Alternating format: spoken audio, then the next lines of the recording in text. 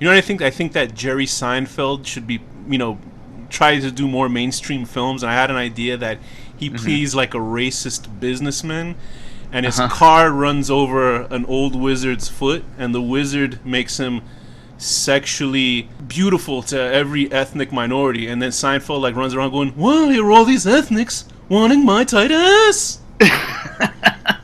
That's not even funny. The punchline's not even funny.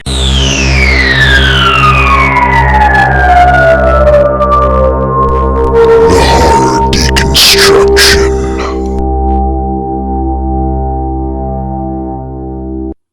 What's up, everybody? It's the HorrorDeconstruction. You can find us on Instagram, Facebook, but mostly on YouTube. Give us a like, hit the bell, subscribe, and tell people about us or else. Check out our stuff on teespring.com. With your host, Komp and Ridges. And today's film is Color Out of Space, 2019. The Color Out of Space, 2019. A secluded farm is struck by a strange meteorite which has apocalyptic consequences for the family living there and possibly the world. Directed by Richard Stanley, based on the short story The Color Out of Space with a U, just so you know, by H.P. Lovecraft, that man who loved every race and thought all races. He did. He was not racist. His dog's name was not racist. Was it his dog or his cat? We won't say the name. Written by and also Richard Stanley and Scarlett Amaris. Ooh, so I just looked up Richard Stanley, like out of curiosity. He directed Hardware, and you know who he looks like? He looks like a weird version of John Cusack. Oh, he does. I didnn't think about that. He really does. Like, it's very Cage, strange. Jolie Richardson. Wow, no wonder I knew her from somewhere. Madeline Arthur, Elliot Knight, Tommy Chong. Where's Dave, man? Brandon Wait, now Meyer, who's Jolie Richards? Who is she from? She was very, very notable in the 90s and the 80s. She was in Event Horizon. She was the blonde one. Remember the one that we said that the one that survived, and we were like, who the hell? What the hell was the point of her character? She's also in Girl with the Dragon Tattoo. Is she? Yeah. That's right. She's an English actress, and I'm sure she was playing Swedish in that one.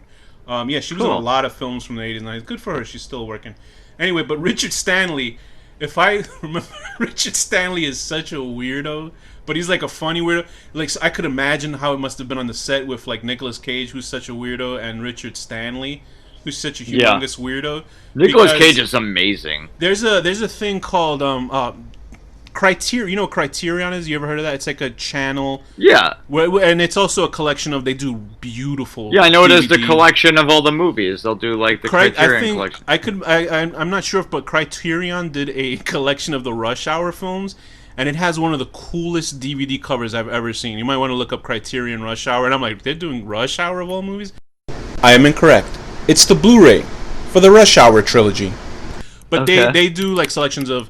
I'm gonna go into why Richard Stanley matters in this, but they do this thing where it's called Into the Closet or Closet Picks, where they'll pick celebrities or known filmmakers and people like that go into a room and they pick out any DVD out of and talk about what movie they like based on the Criterion collection.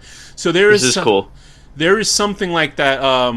Something else. I don't know if it's Arrow Video or Arrow Video. No, it's not Arrow Video. But anyway, Richard Stanley, they did a video. And he goes into his closet. It's not even close to Criterion. It's like somebody's fucking closet, like an actual closet of somebody's house, right? For this specific movie company, and you gotta see it. It's like so funny because he's such an interesting weirdo that the way he even enters the room, because he enters like this beaded room and he has like hand swaths across the air. And he looks at the ceiling and then looks at the camera like he's some sort of wizard. Here it is. It's called Richard Stanley and the Severin Cellar. It's like he's just talking about like all these like not even B grade but Z grade movies that he likes and stuff. Right. But I don't give a fuck about whatever movies he's picking. But it is so fucking funny to watch him just enter that room alone. It's the funniest video. So just look up Richard Stanley and the Severin Cellar, and you can get an idea of who this guy is. Okay, cool. As soon as it's over, I will. So he's like an English dude, but he's like out there. He also Island of Dr. Moreau, cool. Yeah, he did Doctor. No, he was on. Well, the he Island wrote of Dr. it. Moreau. He wrote Right. it. He wrote it. Though. He was directing it, but then they fired him off of that. Remember, people say that the Island of Dr. Moreau, the remake with Marlon Brando, right? Yeah. So Richard Stanley was on it, and I don't know, some issue must have happened, but they fired him off of it, and then like they decided to continue directing the movie, and the movie came out bad. But apparently, he stayed on the island in camouflage, dressed up as a different person, and watched the whole and stalked the movie.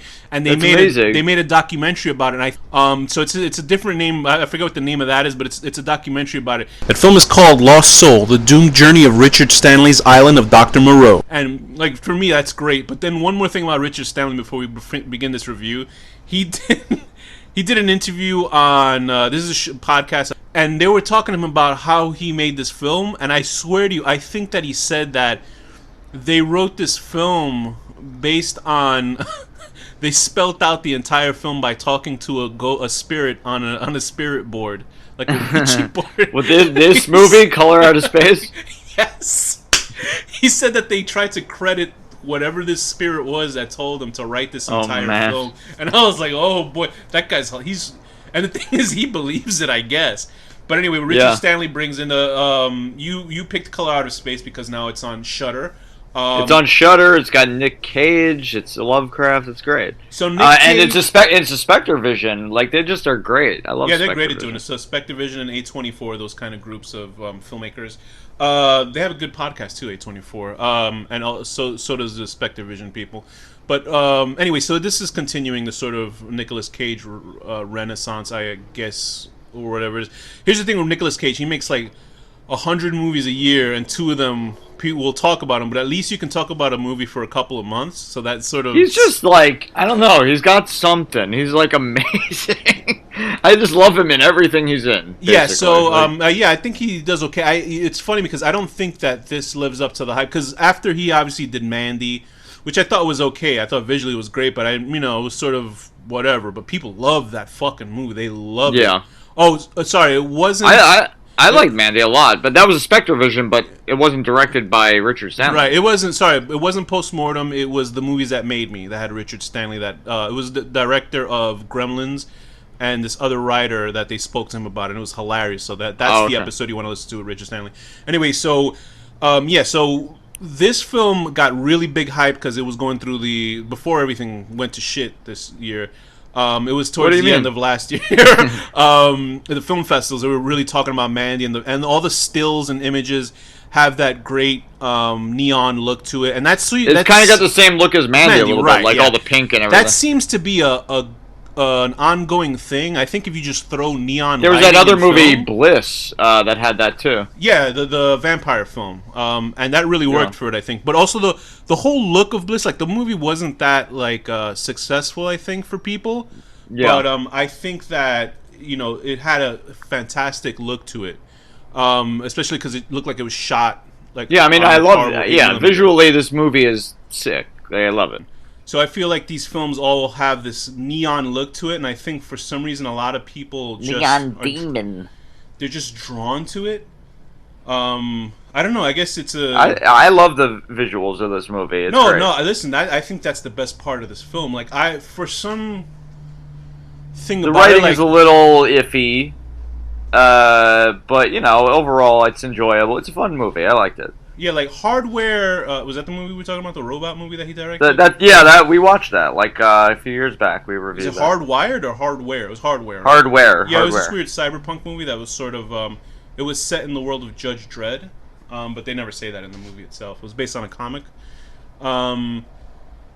It didn't all work for me because it was sort of like a monster attacking a woman in one room of an apartment building, and I was like, whatever. But it had a great theme song and had a great look to it, and a lot of good cyberpunk elements to it. But so it sort of happens in here also. But I think that the ending of the film is so strong, it's sort of worth watching. Going through it's just fun to watch everybody break down in this.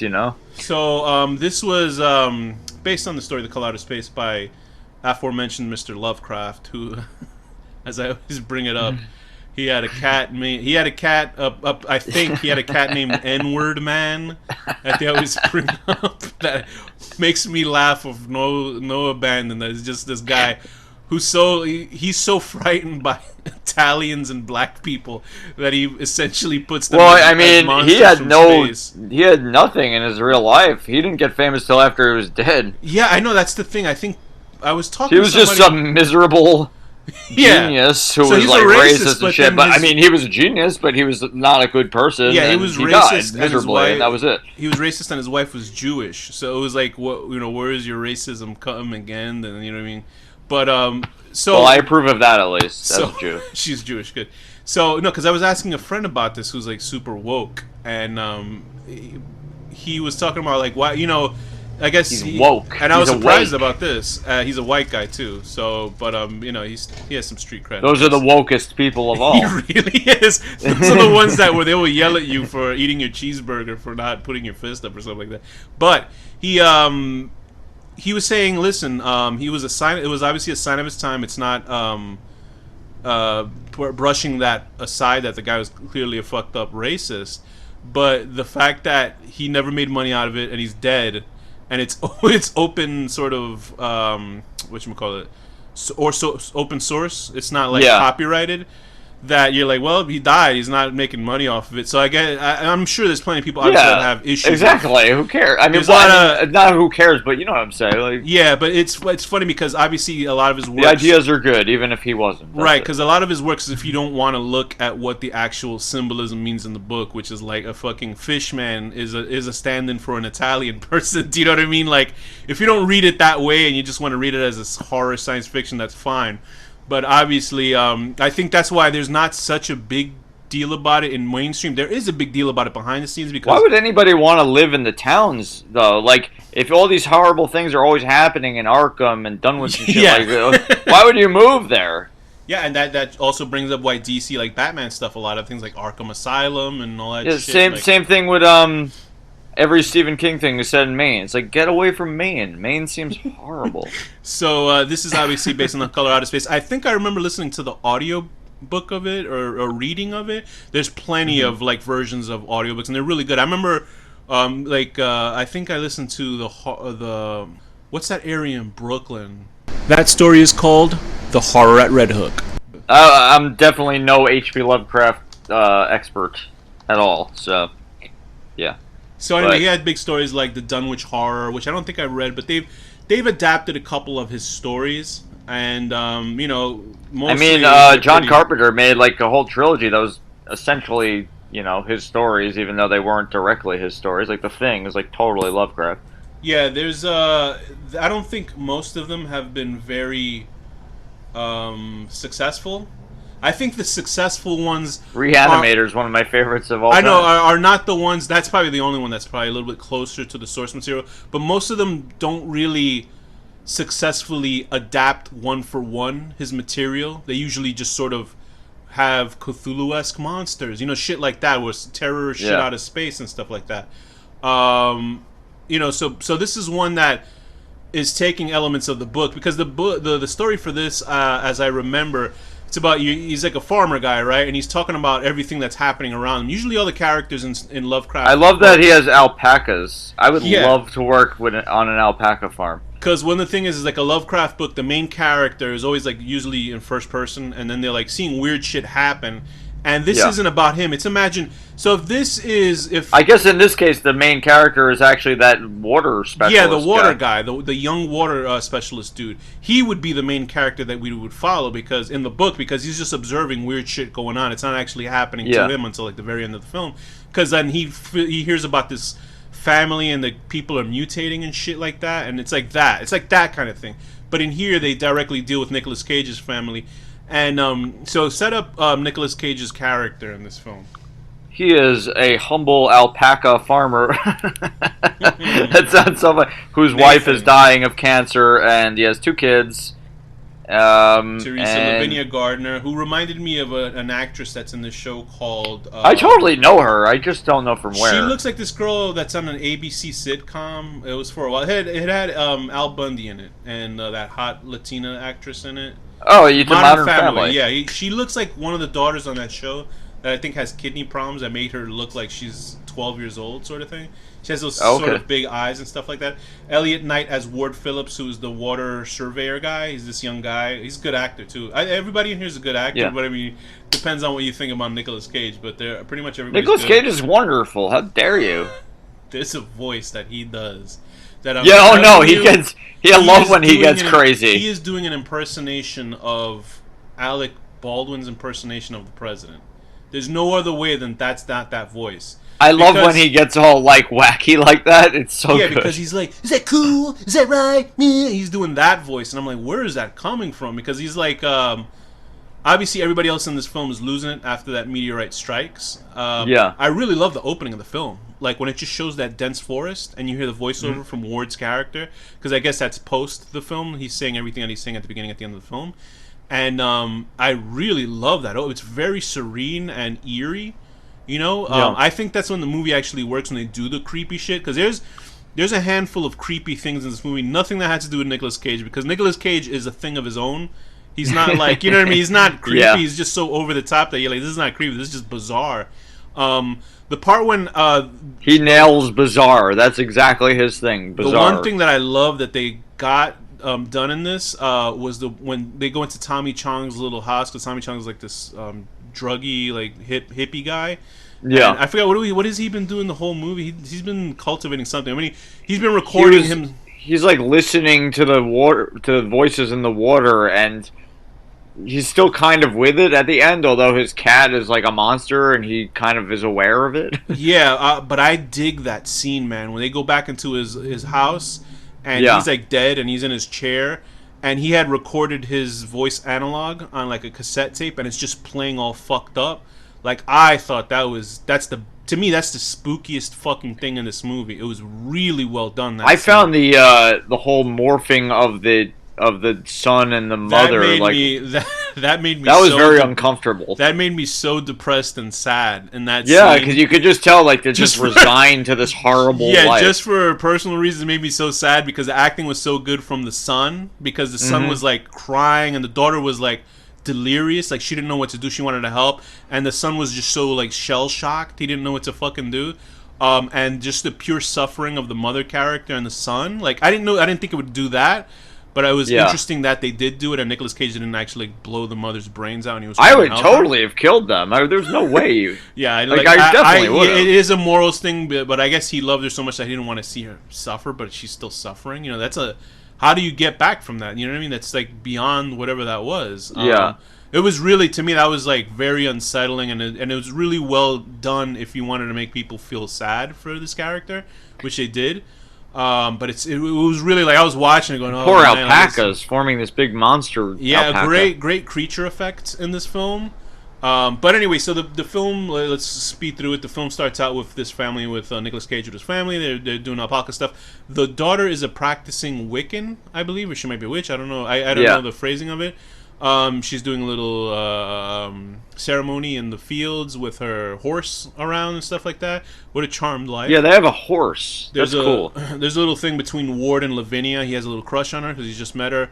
But a meteorite comes, I believe, that night and crashes into... It's dangerous meteorite spreading its pink fungus. It crashes into their well, right? I think that's what it is. You know what? I got a vibe of this movie was Annihilation. Oh yeah, absolutely. It totally has that. Annihilation is definitely a Lovecraft-inspired film. Well, I know, but like this felt like they could be the same exact world. Like even though like the giant praying mantis that was all pink, it's like, oh, I could totally see this in that movie. Like, yeah. So speaking of the well, I thought that was the stupidest fucking thing. And when the kid goes down there, the what son the fuck decides is he to go doing? down because of his dog, I'd be like, oh fuck, I'll throw a milk bone down there, but I'm getting out of here. Yeah, I mean, I love dogs more than people, but I wouldn't do that. Not when that shit's happening. No way.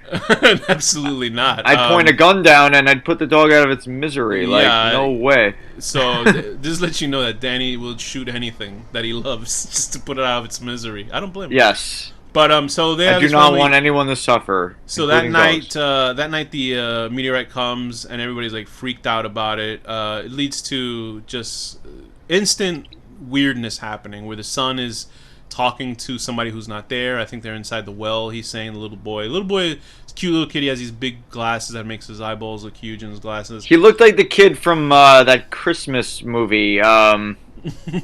You know, that very famous Christmas movie where there's the lamp that's a leg. Oh, yeah, right. You talking about You'll Shoot Your Eye Out kid? They boot him in the face down the slide.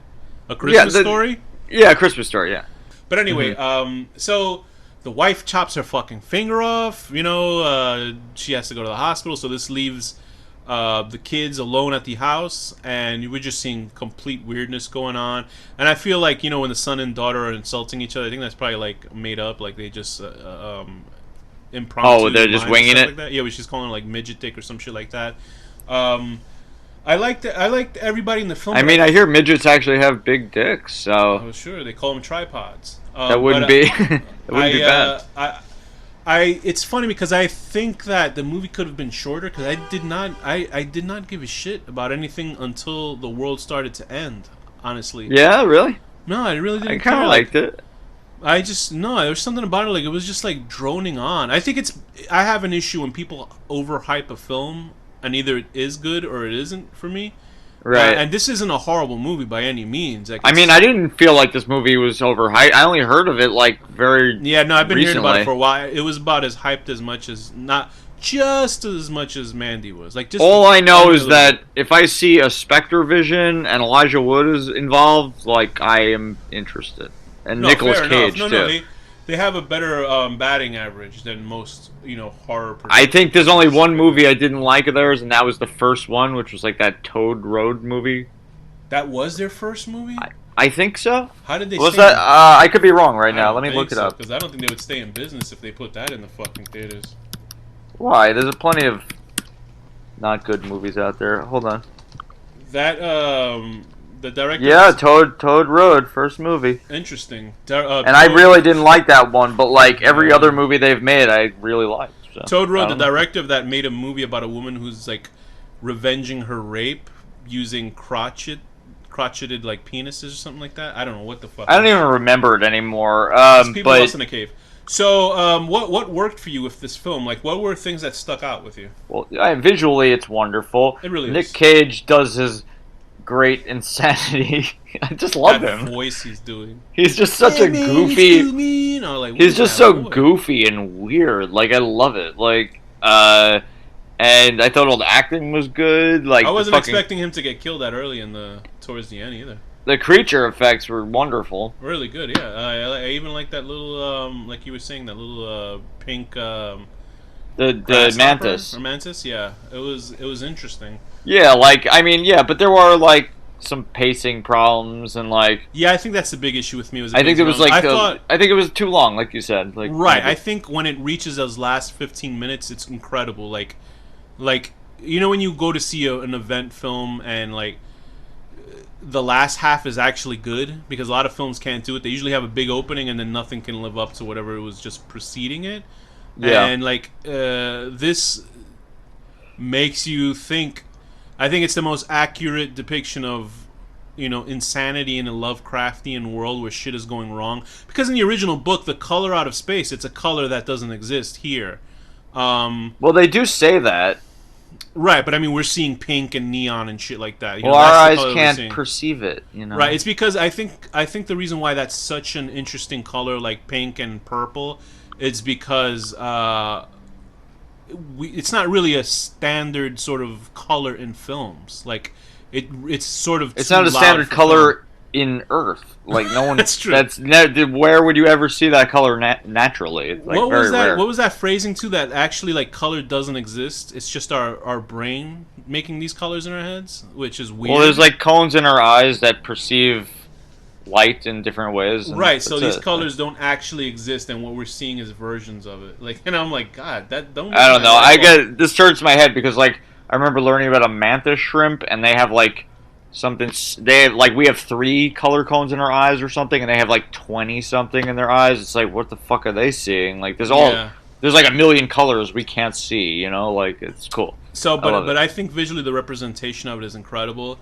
They did have to obviously cinematically do something different from the original storyline, where it's just a guy observing weird shit. And obviously, I think it was like in the 1900s, so obviously they updated it for now. I thought the characters were okay. You know, I wasn't anything I thought they were special okay.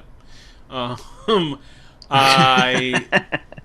I like I said, the last half is great. Was there anything that you said that it was too long for you to kind of sit? Yeah, I feel like if they cut it down, I always think that about like every movie almost. Okay. I think shorter is better usually, and like, yeah, I feel like it dragged a little bit. Like it could have been more compacted. So that was basically the I would say that's probably the well. I mean that and the fact that like I thought it was like sort of running. I mean, it's almost 2 hours, you know. Yeah, right. I think like a 90-minute film is like perfect. I think it was a little bit meandering. I think that's what it was at least in the beginning half. But other than that, I thought it was sort of it was an interesting. I don't film. mind like slow opens at all. I don't mind slow films at all, but it's got to have stuff happen that like furthers the plot. Because this was, and the thing is, this is a visual film, but it wasn't slow where you can appreciate the background until the very end. But the stuff that happens that's good is like really good. No, it's very good. Like the only thing that I thought was goofy was when the tree picked that sheriff up and like choked him to death, and I was like, all right. Yeah, I mean, I took that more as like a giant spider, but I guess it was the tree, huh? So yeah, I did enjoy it. That last half where the house was sucking into that portal at the end, and the daughter like got sucked into hell. There was this space movie that was very similar that came out a couple years ago, and I fucking found the answer for it, and I just forgot what it's called. But it's the same thing. It's about like a meteorite or something that crashes into a camp for like kids, and like there's these adult what are they called, counselors, and they're all being, but the thing is they're all being possessed, and they like spit out black oil, but their eyes are all neon and stuff. I gotta think of that movie because the movie was, I didn't like the movie. That sounds cool. No, it looks good, but the main characters are like, the main character is this guy who's like cheating on his girlfriend. Not that this is a morality thing, but he's cheating on his girlfriend with the girlfriend of his best friend. And I'm like, well, am I supposed to like this character or something? And one of the girls, I think it's his ex-girlfriend who gets possessed, is like her acting is fucking awesome. Like that, her alone in the film is worth watching. It's just too bad it's like in a movie that nobody saw. Well, tell me the name of the movie and I'll see it. It's called The Hive, 2014, a film. I think that what Richard Stanley did with this is, I think he did a really good, a respectable version of what people try to do when they think of, Lovecraft, because he certainly is not an easy guy to adapt on film because his ideas are so fucking out there. I know I recently saw a movie a couple years ago called Cold Skin, which was also based on the story that the lighthouse was based on, with two guys going nuts inside of a lighthouse. But really? Yeah, but he's like falls in love with a fish woman, and all these fishmen attack it. It's an interesting film. Like it's, I wouldn't say it's great, but man, Lighthouse is so good. It's essentially, I think you would actually like Cold Skin. I think that's what it's called. Yeah, everybody should watch Lighthouse, by the way. But it's an interesting film to watch because Cold Skin is good, but that's also I think who's the guy that directed that we just did his movie, Stuart Gordon. He did a film called Dagon, which is also directly a H.P. Lovecraft adaptation. I never saw it. I heard it's good. He must have really loved H.P. Lovecraft. Yeah, so I mean, it's very difficult to find good Lovecraft stuff. I'm sure there's a lot of them. Is Dagon good? I hear it is, and I hear it's terrible. So it's Spanish. It's a Spanish. That's perfect because I need to learn Spanish. So there we go. You should take a look into it. Maybe that might be a good film for you or something. The cover doesn't look so hot, but I mean maybe the movie's good. Did you have anything else? What do you think was the best part of this film? I definitely enjoyed the mother and the son merging the best, I think. Yeah, that was easily the most disturbing fucking thing in this film. Yeah. What rating would you give this movie? I will give this movie an 8. An 8. I was gonna say 7.5, but no, an 8 out of 10. Your son and your mother, and your wife have merged into one being and you're gonna put them out of your misery, but you just can't do it because you're in this weird, goofy mode where you're talking all funny and angry at your other daughter. Very good. I would give this movie, like you said, a 7. Well, I said an 8, you bastard. Like before you lost your mind and gave it too high a rating. I would also give it a 7. Because it was it's very entertaining, but you gotta, if you're not into long vistas of things not happening that are directly involved with the storyline and sort of focus on weird shit, which I do like, but for some reason it didn't work for me in this. And obviously, it has Nicolas Cage, who is his own thing. All these in excuses. Nicolas Cage is always something extra in a film, no matter what. Whether you like him or not, at least he'll give something interesting to watch. I will give it a 7 out of 10. So let's do this. Getting angry and using a completely cartoonish voice to belittle your daughter. And with that, Danny, what's the final word? Belittle your daughter with a cartoonish voice.